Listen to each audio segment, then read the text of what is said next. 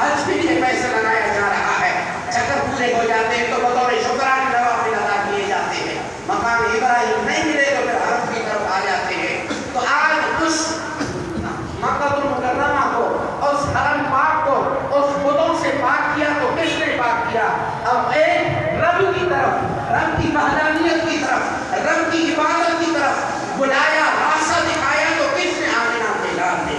آج ایک باپ اپنی بیٹی کو درگور نہیں کر رہا ہے، بیٹی کو رحمت سمجھ رہا ہے، بیٹی سے پیار کر رہا ہے، بیٹی سے محبت کر رہا ہے، بیٹی کی خاطر وہ خون پسینے کے ذریعے کمائی کر کے اس کے علاج معالج کے لیے، اس کی تربیت کے لیے، اس کی تعلیم کے لیے، اس کی شادی بیاہ کے لیے اتنی محنتیں کر رہا ہے۔